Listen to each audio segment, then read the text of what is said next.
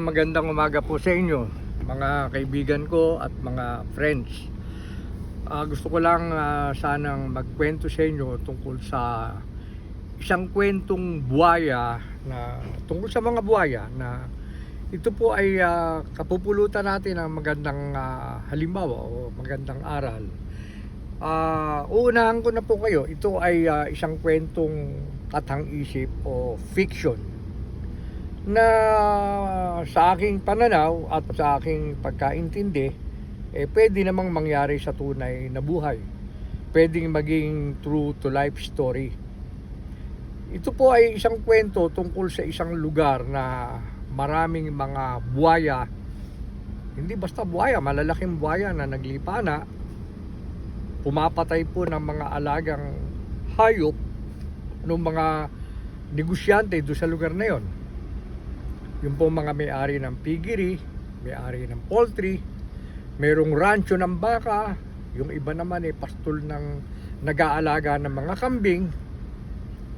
Lahat sila ay nagrereklamo dahil sa pananalasa, sa pagsalakay ng mga buhaya na pinapatay yung kanilang mga alagang hayop, na naging dahilan para bumagsak yung ekonomiya doon sa kanilang lugar.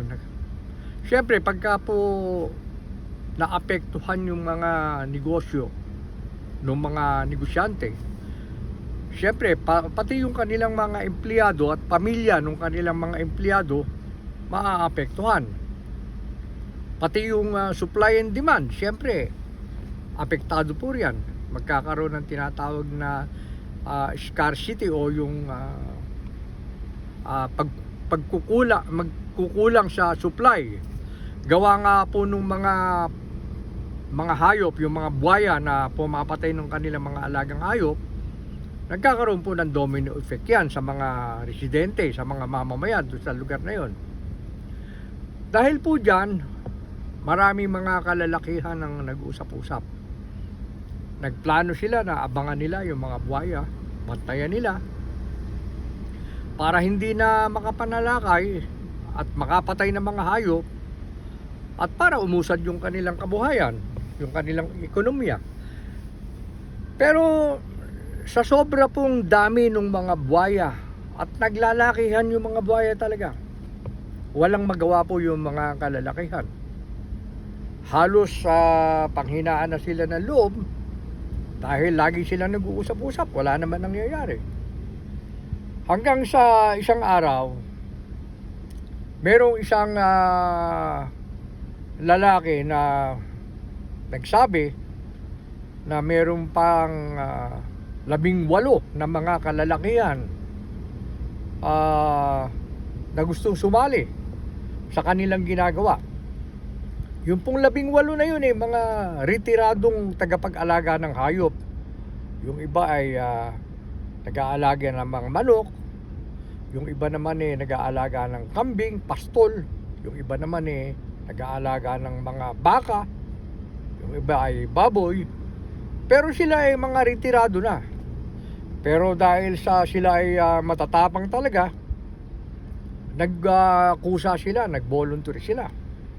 Sabi nila, kasama nila yung isang lalaki na matapang din yung lalaki. Yun ang sumusuporta ron sa 18 Yung isang lalaki na yun na nagbibigay sa kanila ng suporta at lakas ng loob para lumutang. Di sa madaling sabi, palibasa yung 18, alam nila yung mga buhaya kung saan naglulungga. Ang ginawa nila, teka muna, bago ko ituloy yung tungkol sa 18, yung isang kumausap po sa kanila, binayuhan sila. Sabi sa kanila, alam nyo, panay na lang ang plano, usap, walang mangyari. Hindi ba doon sa kanta na Bayang Magiliw meron doong binabanggit na ang mamatay ng dahil sa'yo? Para masugpo natin itong mga buhaya nito, kinakailangan itaya natin yung buhay natin. Kung kailangan, i-risk, itaya yung buhay natin. We have to take the risk. Kung kailangan, gawin natin kung yun ang makakabuti. yung pinaka mabilisang solusyon. Pag-aralan na natin, pag-isipan na natin. Palibasa, matatapang yung 18 saka yung mga kalalakihang ibang nauna. Alam nyo ginawa nila, nag-usap-usap sila gumawa sila ng isang plano. Yung plano nila, pag-abang, inabangan nila yung mga buwaya. Alam nyo ginawa nila, nakahuli sila ng 5 buwaya. Pinatay yung 5 buwaya, literal na pinatay nila, hindi po literal. Alam nyo ginawa, binalatan nila ng buhay yung buwaya, yung balat ibinenta nila para gawing sapatos at para gawing bag, yung iba naman para gawing sinturon. Nagkaroon pa sila ng pagkakakitaan ngayon. Nakapatay na sila ng 5 buwaya, nagkaroon pa sila ng pagkakakitaan. Ngayon, ang nangyari dahil doon, nabuhayan ng loob yung mga maraming tao sa lugar na yon. At lumakas ang suporta nila. Hindi pa yon. Ang nangyari pa, yung mga negosyante, yung mga may-ari ng poultry, piggery, yung mga may rancho, yung mga may-ari ng mga kambing na inaalagaan nilang kambing, nag-usap-usap yung mga yan. Sinuportahan sila, financial. Para na sa ganun, mag-concentrate na sila sa kanilang ginagawa. Huwag na sila muna magtrabaho, doon muna sila mag-concentrate. Pinondohan sila, sinuportahan ng financial. Dahil doon, dumami ang sumama lalo. Sumunod na lakad nila, nag-abang na naman sila. 50 na yung napatay nilang mga buwaya. Literal, pinatay talaga nila yung mga buwaya. Hanggang sa sunod-sunod, dire-diretso nilang ginawa yon. Kahuli-hulihan, 200 mahigit na buwaya yung kanilang napatay. Pero may problema pa. Meron pang natitirang 2 na pinakamalalaking buwaya. Dalawa yung natitira. Pinlano nila, palibasa, porsigido sila. Nandun yung kanilang inner desire, yung kanilang pagnanasa. At porsigido, seryoso sila talaga. Natapusin yung problema. Inabangan nila pati yung 2 natitira na buwaya, yung pinakapinuno ng mga buwaya. Napatay nila. O ano resulta? Yun. Naging mapayapa yung lugar nila. Naging maganda yung takbo ng kanilang ekonomiya. Bumalik yung masiglang kalakalan, negosyo sa merkado, sa hanap buhay, tuloy-tuloy. Kasi nawala na yung problema eh. Ito po kwentong buwaya na siguro pwede nating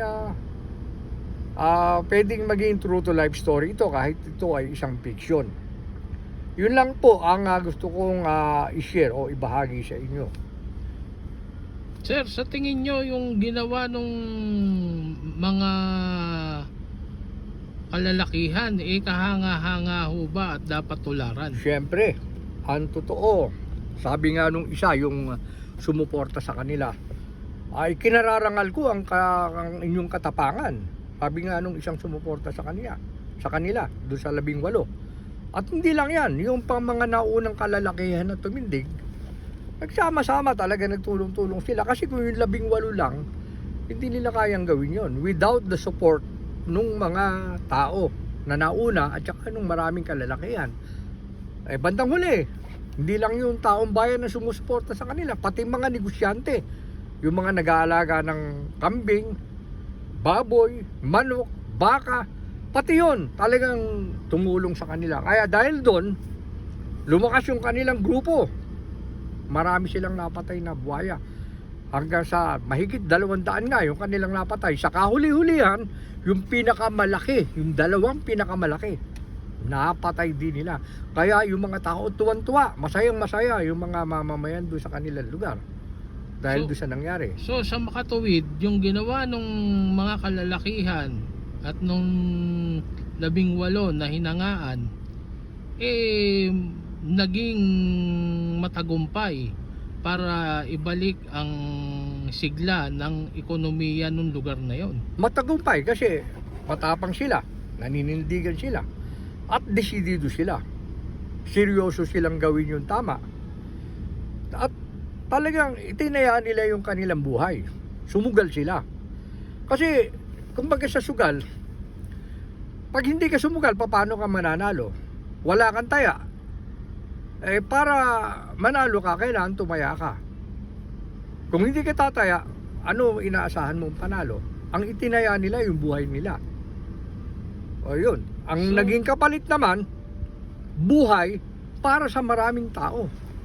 Ang nakinabang sa ginawa nila, lahat ng mga taga roon nakinabang. Hindi lang sila.